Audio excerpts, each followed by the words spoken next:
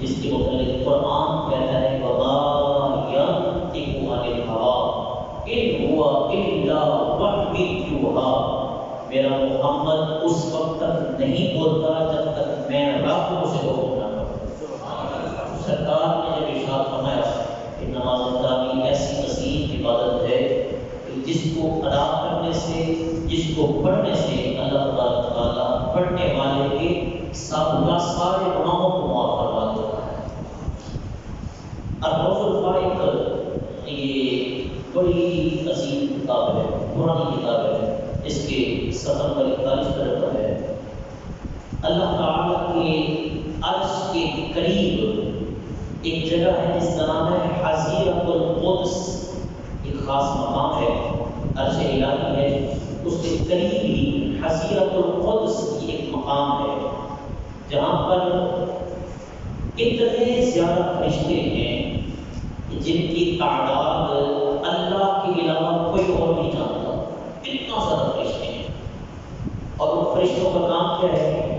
ان فرشتوں کا کام صرف اور صرف اللہ کی تسبیح بیان کرنا اور اس کی عبادت کرنا ہے۔ مقام عرش، اللہ کا عرش اتنا بڑا بلند مقام، فرشتے وہ اتنا بڑا بلند مقام ہے، عبادت وہ بھی اللہ تعالیٰ کی ساتھ ہے۔ فرشتے تو کسی کو دکھانے کے لیے نہیں کرتے، فرشتے تو ریاکاری اس میں نہیں ہوتی۔ مقام دیکھیں حضیرت القدس ہے، عرش کے ساتھ ہے، عبادت کس کی ہے؟ اللہ کی ہے۔ اتنا مقام ہونے کے باوجود مصطفیٰ کریم صلی اللہ علیہ وسلم فرماتے ہیں کہ جب رمضان المبارک کا چاند طلوع ہوتا ہے، راتیں شروع ہوتی ہیں، پہلی رات سے ہی یہ وہ فرشتے جن کی تعداد اللہ کے علاوہ کوئی نہیں جانتا، یہ فرشتے اللہ کی بارگاہ میں اجازت مانگتے ہیں، یا اللہ ہمیں اجازت عطا فرما تاکہ ہم زمین پر جائیں اور جو لوگ نماز تراویح ادا کر رہے ہیں ان کے ساتھ مل کر تراویح ادا کر سکیں۔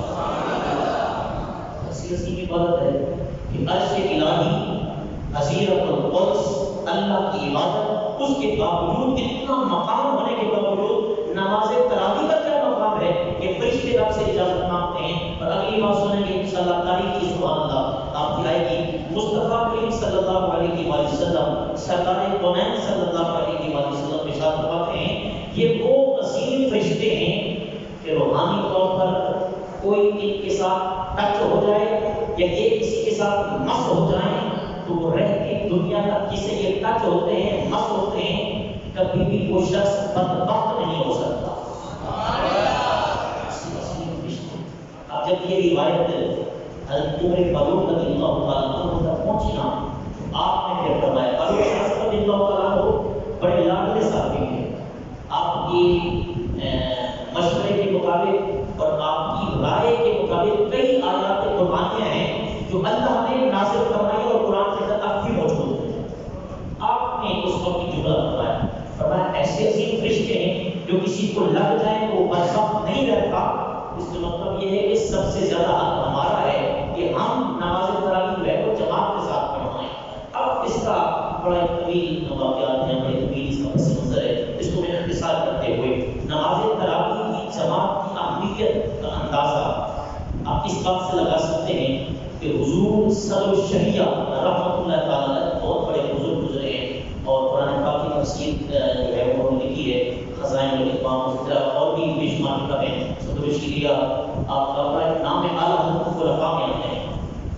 نماز تراویح کی اہمیت بیان کرواتے ہوئے آپ کے خلفاء لکھتے ہیں کہ آپ نماز تراویح پڑھ رہے تھے، اتنے میں دوران تراویح آپ کو پتہ چلا کہ آپ کے بیٹے فوت ہو گئے، انتقال فرما گئے۔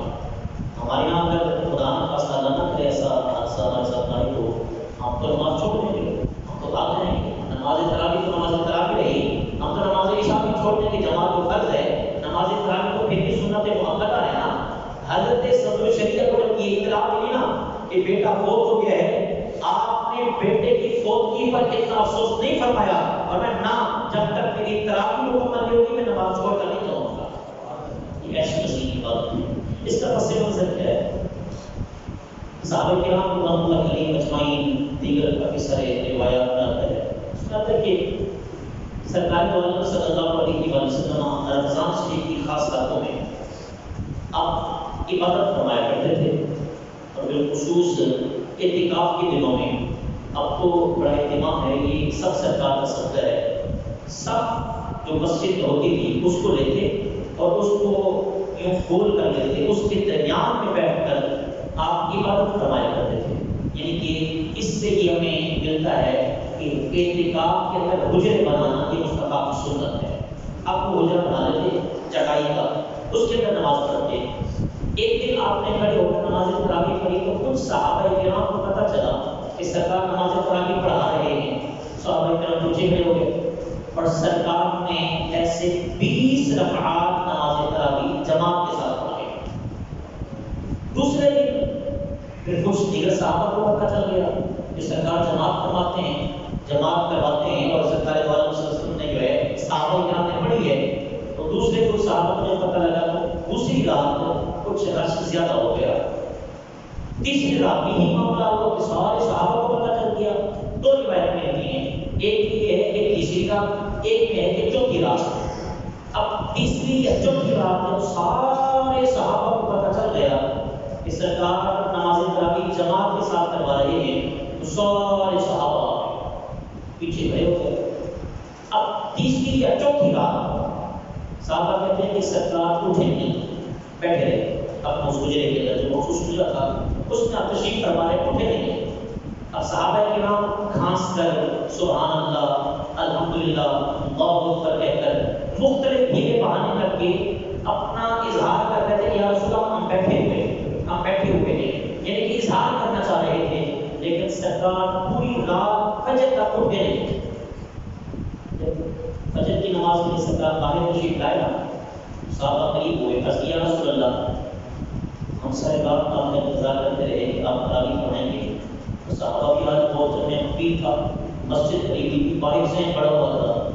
سرکار نے فرمایا کہ تمہارا بیٹھنا، تمہارا آنا مجھ پر مخفی نہ تھا، یعنی چھپا ہوا نہ تھا، میں جانتا تھا کہ تم بیٹھے ہو، لیکن سرکار امت سے محبت کیسی کرتے ہیں، سرکار کو اپنی امت کے ساتھ پیار کیسا ہے۔ سرکار فرماتے مجھے علم تھا کہ تم بیٹھے ہو، لیکن میں نے جان بوجھ کر قصداً اٹھ کر نماز تراویح کی جماعت نہیں کروائی تھی کہ آج یہ منظر دیکھ کر کہ لاکھوں صحابہ جو ہے وہ پیچھے کھڑے ہوں اور مصطفیٰ نماز تراویح پڑھا رہے ہوں، یہ منظر دیکھ کر اللہ کو پیار آ جاتا اور وہ تم پر نماز تراویح کو فرض قرار دے دیتا۔ صرف تمہاری آسانی کے لیے میں اٹھا نہیں ہوں، تو یہاں سے پتہ لگا ہے کہ مصطفیٰ ہم سے محبت بھی فرماتے ہیں، اتنا پیار فرماتے ہیں۔ خیر سرکار نے نہ پڑھائی، صحابہ منتشر ہو گئے۔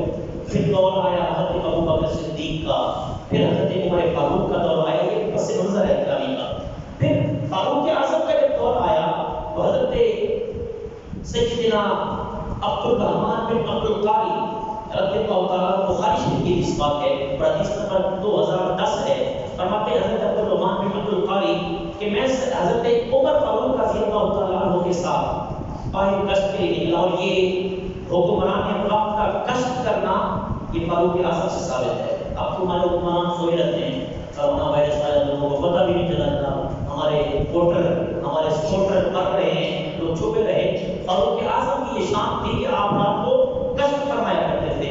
حضرت عبد الرحمن بن عبد القاری فرماتے ہیں کہ میں بھی ساتھ تھا فاروق اعظم کے ساتھ، تو جب میں مسجد نبوی شریف کے قریب سے گزرا تو دیکھا فاروق اعظم بھی ساتھ تھے، دیکھا کہ کچھ صحابہ کہاں کھڑے ہیں، کچھ صحابہ کہاں کھڑے ہیں، کچھ جماعت کے ساتھ پڑھ رہے ہیں، کوئی الگ پڑھ رہے ہیں، کوئی کیسے پڑھ رہے ہیں، کوئی کیسے پڑھ رہے ہیں۔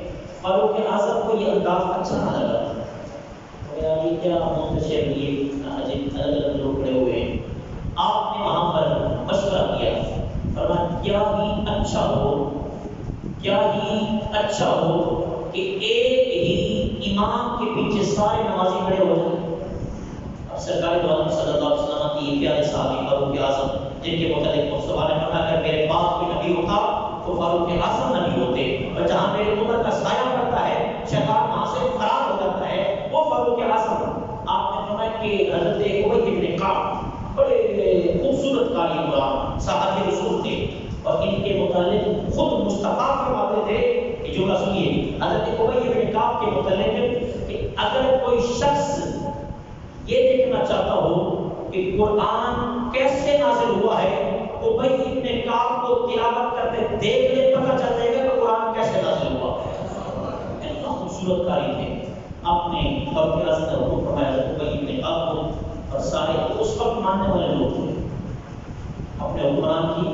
لوگ امام بھی مانتے تھے، وہ بھی مانتے بھی تھے. اب ہمارے یہاں یہ ہے عجیب بات ہے کہ امام صاحب بار بار کہتے ہیں سنتیں گھر جا کے ادا کرو، نوافل گھر جا کے ادا کرو، وضو گھر سے کر کے آؤ، لیکن میرے بھائی یہاں سے نکلتے ہیں باہر جا کے ضرورت ہے. یہ طریقہ کار ہے. بزرگوں نے طریقہ اپنا فیصلہ، ہم تو گناہگار ہیں نا. خیر حکم ہو گیا. اور صحابہ نے کسی نے بھی اعتراض نہیں کیا کہ احادیث میں یہ بات تاریخ گواہ ہے.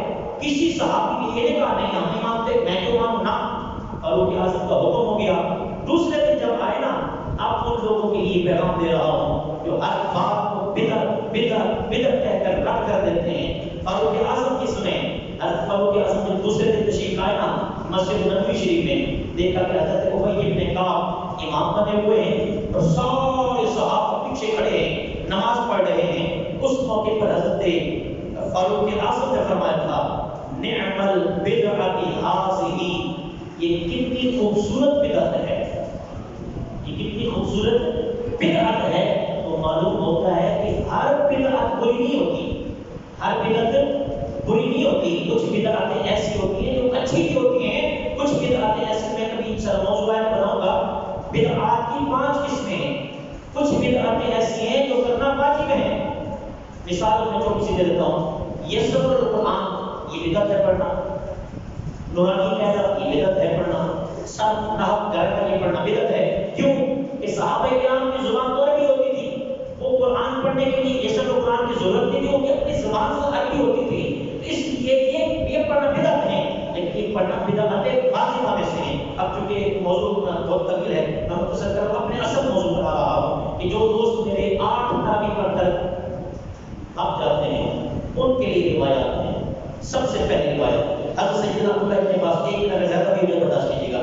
حضرت سیدنا عبداللہ ابن عباس مشتاق کی کزن ہیں، عظیم صحابی ہیں، حبر الامہ ہیں، قرآن کے مفسر ہیں، بہت ہی عظیم صحابی ہیں. سرکار کونین صلی اللہ علیہ وسلم کا فرمان مصدق ابن ابی شیبہ کی حدیث پاک سے یہ پیش کر رہا ہوں. آپ فرماتے ہیں کہ 20 رکعات تراویح اور 3 رکعات الگ سے وتر مصطفیٰ پڑھایا کرتے تھے.